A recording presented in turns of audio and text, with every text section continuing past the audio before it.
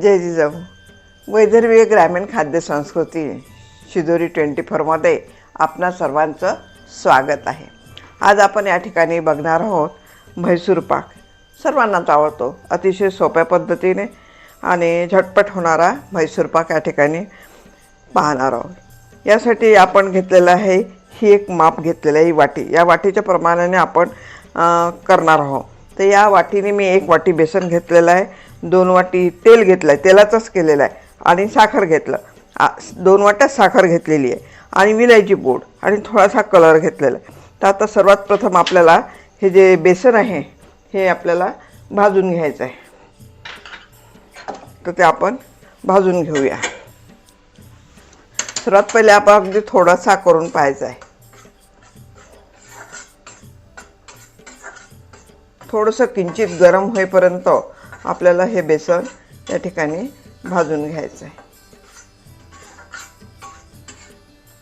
बेसन भाजून झालेलं आहे आणि आपण हे या वाटीमध्ये काढून घेऊया। आपलं बेसन भाजून झालेलं आहे। या ठिकाणी आपण याच वाटीने 2 वाट्या साखर घेतलेली आहे, आणि हे साखर बुडेल एवढंच याच्यामध्ये पाणी घेतलेलं आहे।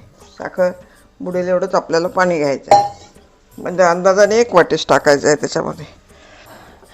आता ही साखर विरघळेपर्यंतच, याचा आपल्याला पाक नाही करायचा आहे, फक्त साखर विरघळेपर्यंतच आपल्याला हे असं विरघळेपर्यंत ते असं चमच्याने फिरून घ्यायचं।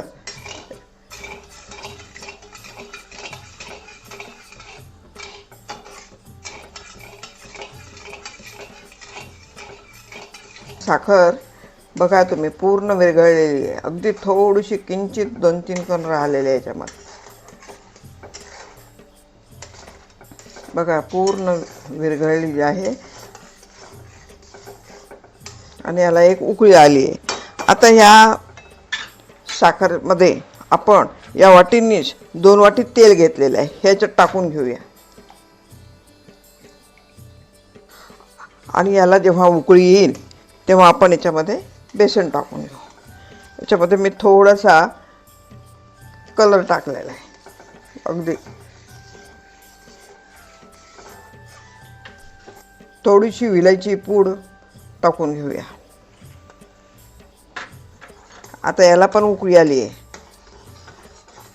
आता आपण हे बेसन जे आहे आपण भाजून घेतलेलं याच्यात थोडं थोडं टाकून घेऊया। याच्या ज्या गुठळे आहे त्या पूर्णतः मोडायचे आहेत आपल्याला।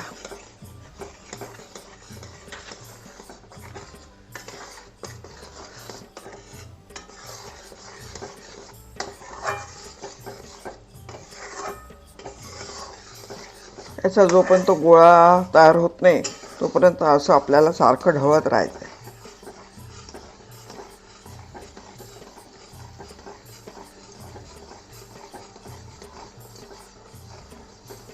थोडासा आपण याच्यामध्ये चिमूटभर बेकिंग सोडा टाकून घेतला।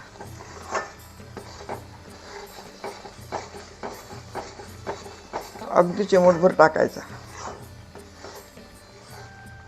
आता हे मिश्रण जे आहे ते आता अगदी घट्ट होत आहे आणि अगदी फुललेलं आहे, छान याला जाडी पडत आहे।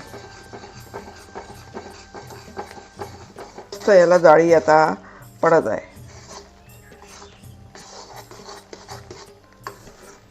मिश्रण आता झालेलं आहे। प्लेट घेतली आणि या प्लेटला पूर्ण तेल लावून घेतलेलं होतं, आणि याच्यामध्ये हा म्हैसूर पाक मी काढून घेतला। हे असं आपण याने कटरने हे कापून घेतलेलं आहे।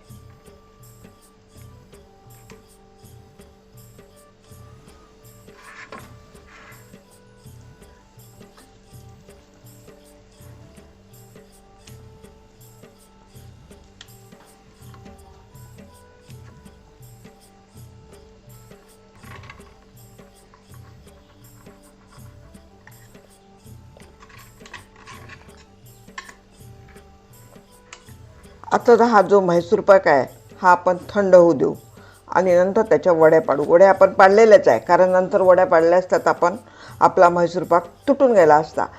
हा जो आपण म्हैसूर पाक केला याच्यामध्ये माझा तरी किंचितसा थोडासा कलर आहे, हा थोडासा जास्ती झाला, त्यामुळे ह्या थोड्याशा लालवट आलेल्या आहे. बाकी अशा सुंदर आलेल्या आहे.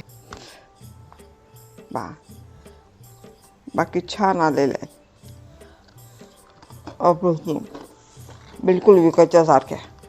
आपण आकाराने जर जाड्या केल्या तर आपण जाड्याही करू शकतो, पण मी हे थोडंसं कमी मटेरियल होतं म्हणून थोड्याशा पसरट भांड्यात केल्या, म्हणजे ह्या थोड्याशा जास्त होतील.